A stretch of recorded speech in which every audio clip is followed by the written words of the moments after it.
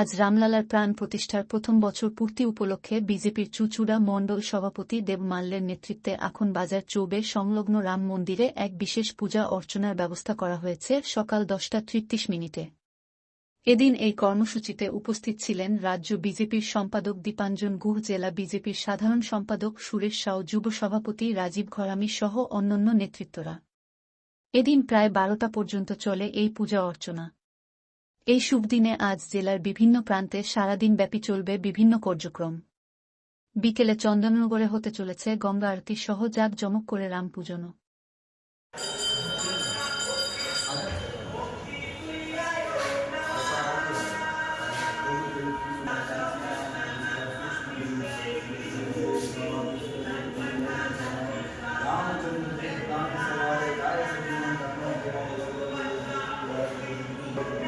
ছিল দীর্ঘ সনাতনীদের দীর্ঘ সংঘর্ষের পরে ভগবান শ্রী রামচন্দ্রের মূর্তির অযোধ্যায় উন্মোচন হয়েছিল গত বছর, এবং সারা দেশ এই উৎসবের সাক্ষী হয়েছিল।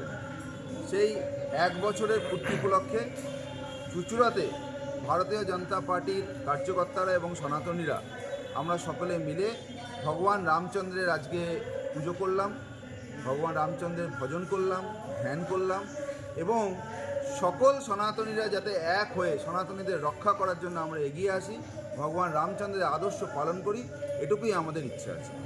রামলীলার প্রাণ প্রতিষ্ঠার দিন বিভিন্ন জায়গায় দেখা গিয়েছিল বিভিন্ন অনুষ্ঠান, কিন্তু আজকে বছর পূর্তিতে সেভাবে কোনো অনুষ্ঠান দেখা গেল না, কেন? না, এরকম নেই। সারা ভারতবর্ষেই আজকের দিনটা পালন করা হচ্ছে, বিভিন্ন জায়গায় হচ্ছে।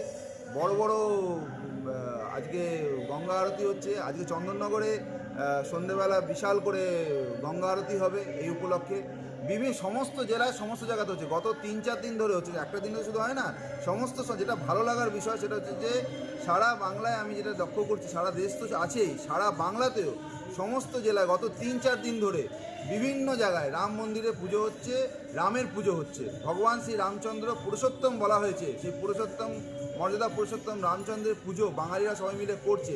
এটা আমাদের সবার কাছে আনন্দের বিষয়, এবং বাঙালিরা সনাতনীদের যে আদর্শ, সেই আদর্শের পথে